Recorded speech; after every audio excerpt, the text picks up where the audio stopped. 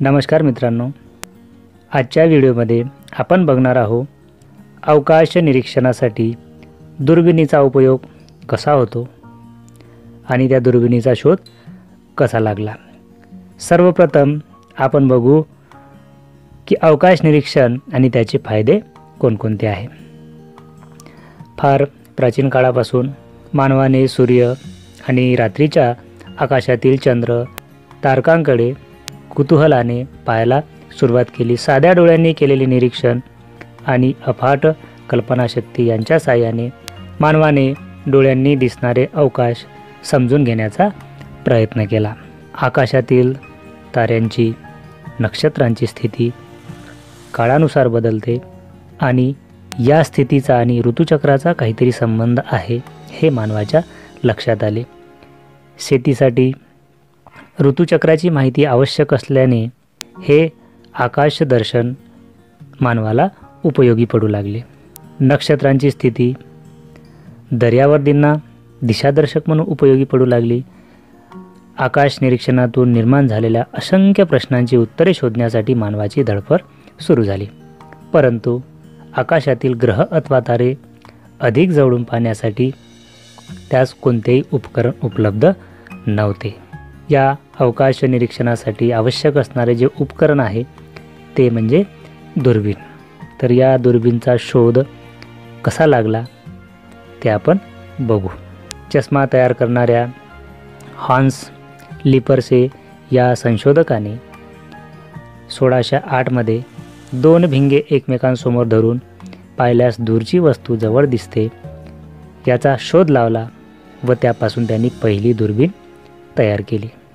त्यानंतर 1609 मध्ये गॅलिलिओने दुर्बीण तयार करून तिचा उपयोग अवकाशाच्या अभ्यासासाठी केला। डोळ्यांनी दिसतात त्यापेक्षा अधिक तारे या अवकाशात आहेत हे त्यांच्या लक्षात आले।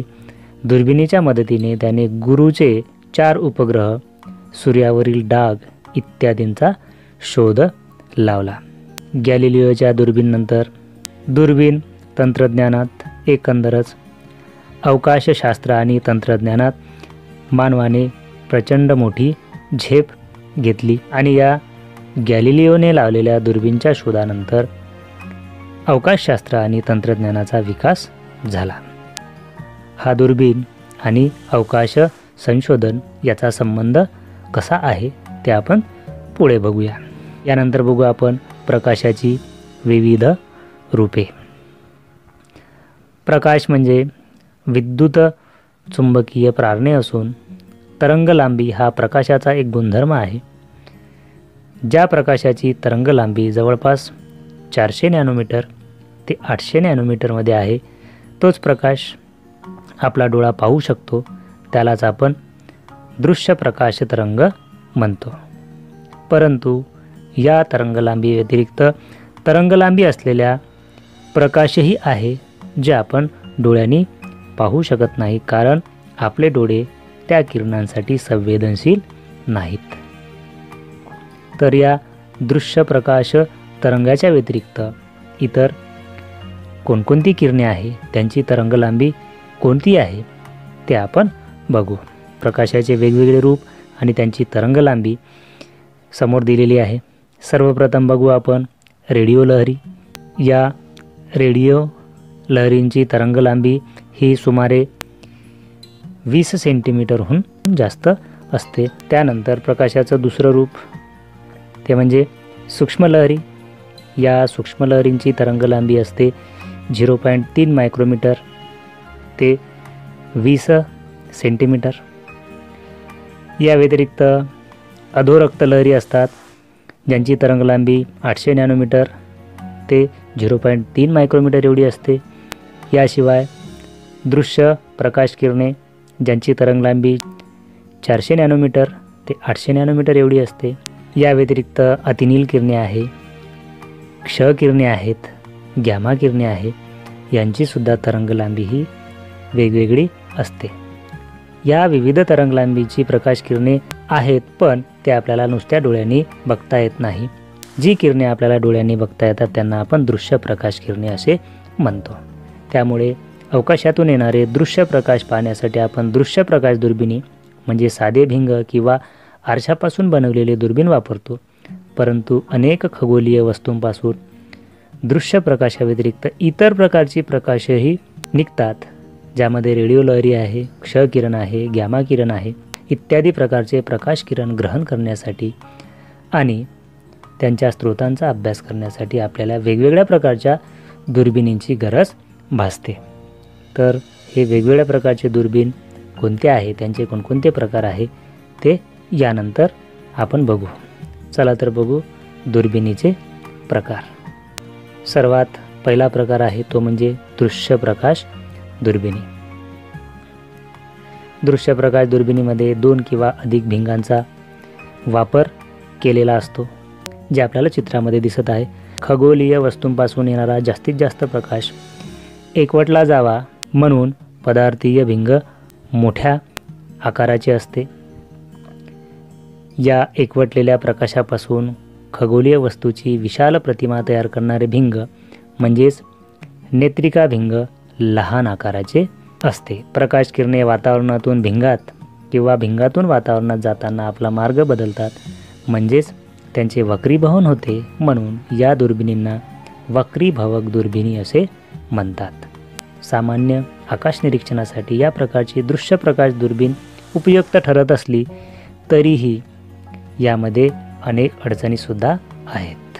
तर दृश्य प्रकाश दुर्बिणी वापरताना येणाऱ्या कोणकोणत्या अडचणी आहेत ते समोर बघूया.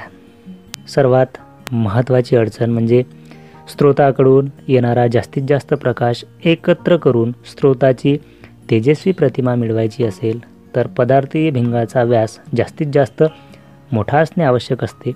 परंतु अशी मोठी भिंगे बनवणे अवघड तर असतेच, शिवाय त्यांचे वजनही खूप वाढते व त्यांचा आकार बदलतो. दुसरी अडचण ती म्हणजे दुर्बिणीचे 2 भिंगे 2 विरुद्ध टोकाला असल्याने भिंगाचा आकार वाढतो, तशी दुर्बिणीची लांबीही वाढते. त्यानंतरची तिसरी अडचण ती म्हणजे भिंगाद्वारे तयार झालेल्या प्रतिमामध्ये रंगाच्या त्रुटी असतात.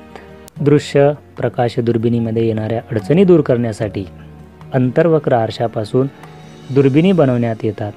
यामध्ये प्रकाशाचे अंतर्वक्र आरशाद्वारे परावर्तन होत असल्याने या दुर्बिणीला परावर्तक दुर्बिणी असे म्हणतात. तर या परावर्तक दुर्बिणीचे विविध प्रकार आहे. ते विविध प्रकार कोणते ते आपण बघू.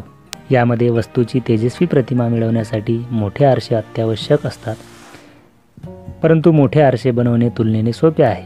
शिवाय अनेक तुकडे जोडूनही मोठे आरसे बनवता येतात. त्यांचे वजनही तेवढ्याच आकाराच्या भिंगापेक्षा कमी असते.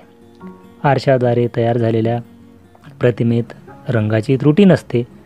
साध्या डोळ्यांनी कधीच पाहू शकणार नाही असे अतिदूर असलेले तारे आणि दीर्घिका आपण अशा प्रचंड दुर्बिणीतूनच पाहू शकतो. तर परावर्तक दुर्बिणीचे विविध प्रकार आहेत. त्यापैकी पहिला प्रकार तो म्हणजे न्यूटन पद्धतीची दुर्बीण. आंतरवक्र आरशावर आधारित दुर्बिणीमध्ये न्यूटन पद्धतीची जी दुर्बीण आहे ती आपल्याला चित्रामध्ये दिसत आहे. न्यूटन पद्धतीत अवकाशातून येणारे प्रकाश किरण अंतर्वक्र आरशावर परावर्तित होतात. हे परावर्तित किरण आरशाच्या नाभीपासून एकत्र येण्याआधी एक सपाट आरसा त्यांचा मार्ग बदलतो. त्यामुळे हे किरण दुर्बिणीच्या दंडगोलाच्या लंब दिशेला एका बिंदूत एकत्र येतात. तेथे असलेल्या नेत्रिका नावाच्या विशिष्ट भिंगाद्वारे आपण वस्तूची वर्धित प्रतिमा पाहू शकतो. परावर्तक दुर्बिणीचा दुसरा प्रकार तो म्हणजे कॅसेग्रेन पद्धतीची दुर्बिणी. ही दुर्बिणी आपल्याला चित्रामध्ये दिसत आहे. या दुर्बिणीमध्ये अंतर्वक्र आरशावरून परावर्तित झालेले किरण एका बहिर्वक्र आरशाद्वारे पुन्हा अंतर्वक्र आरशाकडे परावर्तित होतात व अंतर्वक्र आरशाला त्यांच्या केंद्रापाशी असलेल्या छिद्राद्वारे पलीकडे जाऊन नेत्रिकेवर पडतात. नेत्रिकेच्या साहाय्याने आपण स्रोताची वर्धित प्रतिमा पाहू शकतो. भारतात 2 मीटर व्यास आरसा असलेल्या काही दुर्बिणी अनेक वर्षापासून कार्यरत आहेत. भारतातील सर्वात मोठी 3.6 मीटर व्यासाची दुर्बीण आर्यभट्ट प्रेक्षण विज्ञान संशोधन नैनिताल या संस्थेत स्थित आहे. ही आशियातील दृश्य प्रकाराची सर्वात मोठी दुर्बिणी आहे. यानंतरची दुर्बिणी ती म्हणजे रेडिओ दुर्बिणी. अनेक खगोलीय वस्तूपासून दृश्य प्रकाशाशिवाय रेडिओ लहरीसुद्धा निघतात. या लहरी आपण साध्या डोळ्यांनी पाहू शकत नाही, म्हणून या लहरी ग्रहण करण्यासाठी विशिष्ट दुर्बिणीचा वापर होतो. त्यांना रेडिओ दुर्बिणी म्हणतात. रेडिओ दुर्बिणी एका विशिष्ट आकाराच्या डिशपासून अथवा अशा अनेक डिशच्या संचापासून बनलेली असते. दृश्यप्रकाश दुर्बिणीप्रमाणेच या डिशच्या वक्र पृष्ठभागावरून रेडिओ लहरी परावर्तित होतात आणि त्या डिशच्या नाभी केंद्रापाशी एकत्रित केल्या जातात. तेथे या लहरी ग्रहण करू शकणारे एक यंत्र बसवलेले असते. यंत्राने ग्रहण केलेली माहिती संगणकाला दिली जाते आणि संगणक या माहितीचे विश्लेषण करून या रेडिओ लहरीच्या स्रोताच्या स्वरूपाचे चित्र तयार करतो. आपल्या घरावरील डिश एंटिना याच प्रकारचं कार्य करीत असते. पुण्याजवळ नारायणगाव इथे GMRT या नावाची महाकाय रेडिओ दुर्बीण उभारण्यात आलेली आहे. मीटरमध्ये तरंगलांबी असणाऱ्या रेडिओ तरंगाचा अभ्यास करण्यासाठी ही दुर्बिणी उभारण्यात आलेली आहे. आतापर्यंत बघितलेल्या सर्व दुर्बिणी ह्या भूपृष्ठावर स्थित आहेत. या भूपृष्ठावर असणाऱ्या दुर्बिणी वापरताना असंख्य अशा अडचणी येतात. त्या अडचणी कोणकोणत्या आहे ते आपण बघू.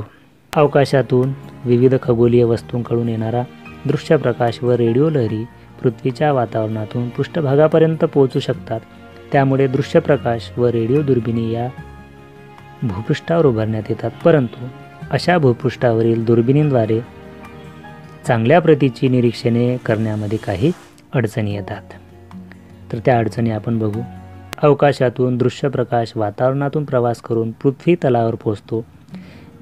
या प्रवासादरम्यान या प्रकाशाचे वातावरणात शोषण होते व आपल्यापर्यंत पोहोचणाऱ्या प्रकाशाची तीव्रता कमी होते. दुसरी अडचण अशी की वातावरणातील तापमान व दाब यांच्यातील बदलामुळे वातावरणात खळबळ होत असेल तर त्यातून येणारे दृश्य प्रकाश किरण स्थिर राहत नाही. एवढेच नाही तर दिवसा सूर्यप्रकाश असल्याने अवकाश निरीक्षण शक्य होत नाही. ढगाळलेले वातावरण, रात्रीच्या वेळी शहरातील दिव्यांचा प्रकाश या गोष्टीसुद्धा आकाश निरीक्षणात अडथळा आणतात. या अडचणी कमी करण्यासाठी दृश्य प्रकाशाच्या दुर्बिणी पहाडावर निर्जन जागी स्थापन करण्यात येतात. परंतु ह्या सर्व अडचणी पूर्णपणे टाळायच्या असतील तर अशी दृश्य प्रकाश दुर्बिणे अवकाशातच बसवायला हवी.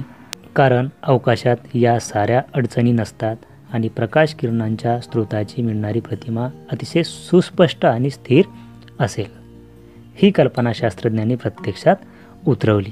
1990 साली अमेरिकेच्या नासा संस्थेने अवकाशातच दुर्बिणींचं प्रक्षेपण केलं. तर ह्या दुर्बिणींना आपण अवकाशातील दुर्बिणी असे म्हणतो. तर 1990 साली अमेरिकेच्या नासा संस्थेने हबल या दृश्य प्रकाश दुर्बिणीचे अवकाशात प्रक्षेपण केले. ही दुर्बीण 94 इंच व्यासाची असून भूपृष्ठापासून 569 किलोमीटर अंतरावरून पृथ्वीभोवती प्रदक्षिणा घालते. अजूनही ही दुर्बीण कार्यक्षम असून या दुर्बिणीच्या साहाय्याने केलेल्या निरीक्षणामुळे अनेक महत्त्वाचे शोध लागले. तर चित्रामध्ये आपल्याला ह्या दुर्बिणी दिसत आहे जे अवकाशामध्ये स्थिर आहे, म्हणून त्याला आपण अवकाशातील दुर्बिणी असे म्हणतो. अवकाश संशोधनामध्ये भारताने मोलाचे कार्य केलेले आहे. भारतीय अंतरिक्ष अनुसंधान केंद्र ज्याला इस्रो म्हणतो, जे बेंगळूर येथे आहे, या संस्थेने कोणकोणते कार्य केले ते आपण बघू. या संस्थेची स्थापना 1969मध्ये करण्यात आली असून येथे मुख्यतः कृत्रिम उपग्रह तयार करण्यासाठी व त्यांचे प्रक्षेपण करण्यासाठी आवश्यक तंत्रज्ञान विकसित केले जाते. आजपर्यंत इस्रोने अनेक उपग्रहांचे यशस्वीरित्या प्रक्षेपण केले आहे. स्वतंत्र भारताच्या यशस्वी कार्यक्रमामध्ये इस्रोचे कार्य अग्रगण्य आहे. भारताने अंतराळशास्त्रात केलेल्या प्रगतीचे राष्ट्रीय व सामाजिक विकासात मोठे योगदान आहे. दूरसंचार, दूरचित्रवाणी प्रसारण आणि हवामानशास्त्र सेवा यासाठी इनसॅट व जीसॅट उपग्रह मालिका कार्यरत आहे. यामुळेच देशात सर्वत्र दूरचित्रवाणी, दूरध्वनी आणि इंटरनेट सेवा उपलब्ध होऊ शकली. याच मालिकेतील एज्युसॅट उपग्रह तर फक्त शिक्षण क्षेत्रासाठी ते वापरला जातो.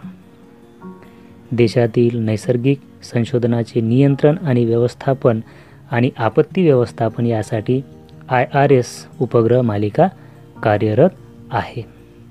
तर ह्या सर्व उपग्रहांचे प्रक्षेपण भारताने यशस्वीरित्या पूर्ण केले. यानंतर बघू आपण ॲस्ट्रोसॅट. भारतीय अंतरिक्ष अनुसंधान केंद्राद्वारा 2015मध्ये ॲस्ट्रोसॅट या कृत्रिम उपग्रहाचे प्रक्षेपण करण्यात आले. या उपग्रहावर अतिनील किरणे व क्ष किरणे ग्रहण करणाऱ्या दुर्बिणी व उपकरणे बसवण्यात आलेली आहेत. यांचे अधिकांश भाग भारतातच तयार केले आहे. अशा प्रकारचा जगातला हा एक अद्वितीय उपग्रह आहे. याद्वारे मिळवलेली माहिती वापरून भारतीय खगोलशास्त्रज्ञ अवकाशातील विविध घटकावर शोधकार्य करीत आहे. अशा पद्धतीने दुर्बिणींचा वापर करून शास्त्रज्ञ विविध प्रकारचे अवकाश संशोधन करीत आहे. मित्रांनो, आजच्या व्हिडिओमध्ये एवढेच. पुन्हा भेटू नवीन व्हिडिओसोबत. तोपर्यंत धन्यवाद.